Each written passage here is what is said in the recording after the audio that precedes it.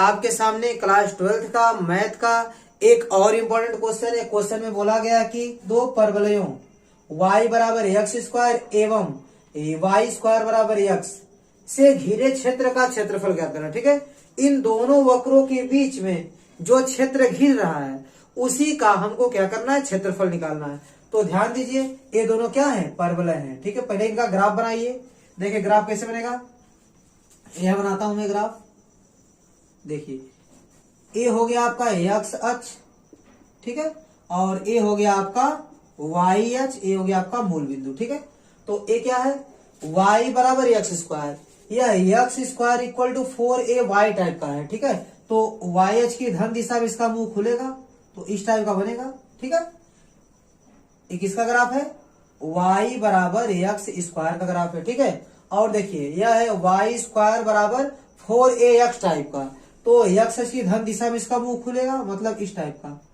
ठीक है, एक इसका ग्राफ है y square equal to x. ठीक है, ये दोनों यहाँ पर कट कर रहे हैं। ठीक है, तो ध्यान दीजिए, इन दोनों वक्रों के बीच में जो क्षेत्र घिर रहा है यह, ठीक है, इसी का हमको क्षेत्रफल ज्ञात करना है। तो सबसे पहला काम क्या करेंगे, हम लोग ये पता करेंगे कि ये दोनों वक्र किस बिंदु पर काट रहे हैं। ठीक है, तो ये दोनों वक्र दो जगह काट रहे हैं। एक तो आपका हो गया मूल बिंदु, यहाँ काट रहे हैं। ठीक है, और दूसरा कहाँ काट रहे हैं, इस पॉइंट पर काट रहे हैं। ठीक है, तो इसको पता करने के लिए आपको दोनों वक्र को क्या करना पड़ेगा, सॉल्व करना पड़ेगा, हल करना पड़ेगा। तो कीजिए दोनों वक्र को हल। देखिए y बराबर क्या है, y बराबर एक्स स्क्वायर, और एक क्या है, y स्क्वायर बराबर एक्स। ठीक है, तो आप यहां से x का मान इसमें रख दीजिए। ठीक है, ये हो गया y बराबर x का मान क्या रखेंगे, y स्क्वायर, तो जहां x वहां रख दीजिए आप क्या, y का स्क्वायर।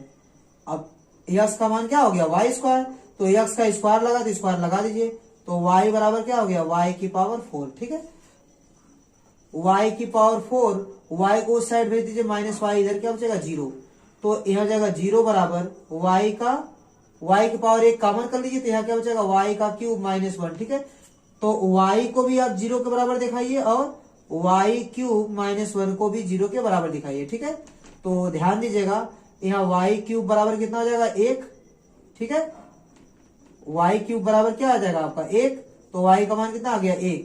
तो यदि y का मान 0 है तो x का मान क्या होगा, ध्यान दीजिएगा, इस y का मान आप इसमें रखिएगा, x बराबर क्या है, y स्क्वायर, इसमें y का मान रखेंगे 0, क्या रखेंगे, 0, तो y का मान जब 0 रखेंगे तो 0 का स्क्वायर क्या आएगा, 0, तो y का मान 0 तो x का मान 0, इसका मतलब एक बिंदु मिल गया 0,0। ठीक है, और यहाँ ध्यान दीजिए y का मान क्या मिला, 1, तो पता कीजिए x का मान कितना आएगा, तो x बराबर क्या है, y का स्क्वायर मतलब क्या, 1 का स्क्वायर बराबर 1, तो x का मान कितना मिल गया आपको, 1 मिल गया। ठीक है, तो y का मान 1 और x का मान 1, दोनों का मान क्या है, 1 1 है, तो a मिल गया 1,1। ठीक है, इससे पता चलता है ग्राफ 0,0 पर काटता है और 1,1 पर काटता है, तो इस पॉइंट का नाम क्या हो जाएगा आपका, 1,1। ठीक है, और यहाँ कहाँ कट कर रहा है, 0,0 पर। ठीक है, तो ये दो बिंदु पे क्या कर रहे हैं, वक्र एक दूसरे को काट रहे हैं। ठीक है, आप इस पॉइंट से यहाँ क्या करेंगे, लंब खींच देंगे। ठीक है, लंब खींचेंगे तो ये जो लंब है उसके आधार का निर्देशांक क्या मिलेगा आपको, इसका आधार बनेगा आपका 1,0। ठीक है, अब देखिए कैसे निकालेंगे क्षेत्रफल, जो भी चाहिए, जो एरिया हमको चाहिए वो कैसे निकलेगा, इसका आप नाम दे सकते हैं, ए हो गया O, इसको लिख दीजिए A, इस पॉइंट को देखिए बीच में कोई पॉइंट B मान लीजिए, इसको मान लीजिए C। ठीक है, ऐसे लिखिए OCABO का क्षेत्रफल। ठीक है, OCABO का क्षेत्रफल। ठीक है, का क्षेत्रफल आपको क्या मिलेगा, देखिए आप लोअर लिमिट 0 और अपर लिमिट को 1 लीजिए, क्या लिखेंगे, 0 to 1। अब देखिए इस वाले वक्र से, ठीक है, इन दोनों वक्र में जो ऊपर वक्र बना है, ठीक है, उस वाले वक्र से आप y का मान निकालिए, y का मान आपको क्या मिलेगा, रूट में x। ठीक है, उसको आप यहाँ पर रख दीजिए और यहाँ लगा दीजिए dx। ठीक है, ये क्या बताता है, देखिए 0 से 1 के बीच में इस वक्र के जो ऊपर वाला वक्र है, उस वक्र की छाया जितनी पड़ रही है उसका क्षेत्रफल आपको मिल जाएगा, इतना लिखने से। ठीक है, यह किसको शो करता है, मैं आपको रफली बताऊं तो देखिए आपको समझ में आएगा क्या दिया गया इसमें। देखिए कुछ इस टाइप का है, देखिए ये हो गया आपका 1,0।